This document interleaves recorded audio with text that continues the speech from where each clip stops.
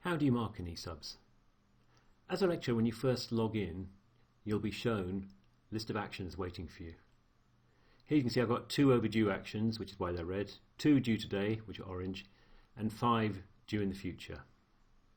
The first one on the list is to mark a procedural programming assignment second hand in. So I'll click Go to be taken to the correct screen for that. In the middle of the screen here now I have got a list of all the files waiting to be marked. Highlighting is used to distinguish between one student and the next. Each student was asked to hand in 2 files for this submission. If I click on Connor Weir as an example, I can scroll down and see that in the first hand-in he was awarded 3 pass criteria and not awarded 2 merit criteria. His assignment was also selected for internal verification, and that was approved. So the next thing I probably want to do is open up the marking section and have a look at the criteria that he wasn't awarded. Each criterion has feedback which once committed cannot be changed except by a lead IV. Here I can see the reason why Connor was not awarded Unit 16 M2, and also the reason why he was not awarded Unit 16 M4.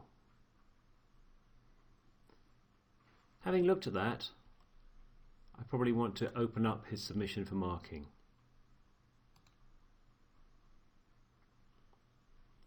Another very handy thing that you can do in eSubs is view the previous marked version. And here, if there's any feedback or extra commenting and annotation inside the student's work, we'll be able to see it and read it.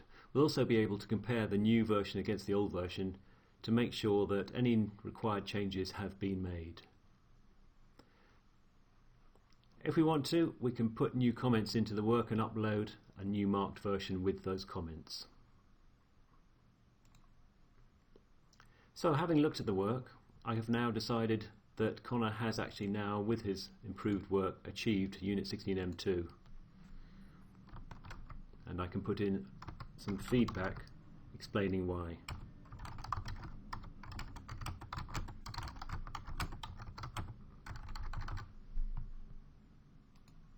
And I think he's probably done enough to meet Unit 16 M4 as well.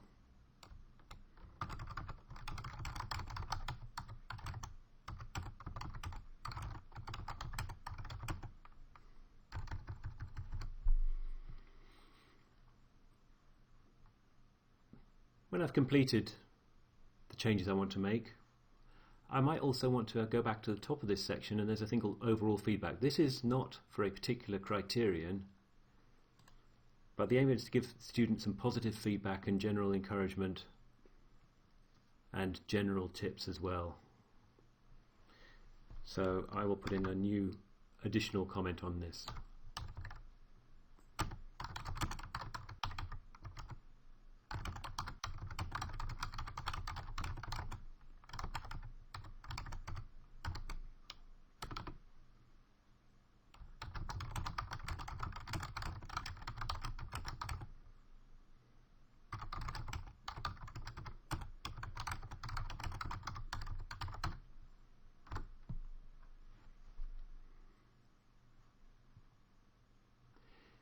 On the right hand side, you'll see little hamburger menus.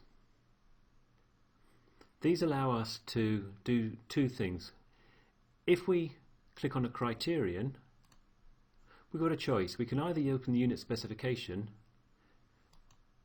which can be very useful if you need to check the detail of exactly what the exam board is looking for when you're marking a criterion. Or, another option, we can view a criterion for all the students in a group. So now I'm Unit 16 P3 and I can see the feedback and achievement for all the students in the group, and I can adjust it here as well.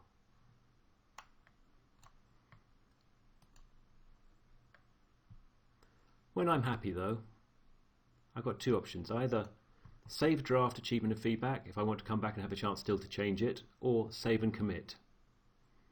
I'll take the latter. And what you'll see now is that where we've added in extra feedback and changed the decision, that goes into the history and builds as part of the history.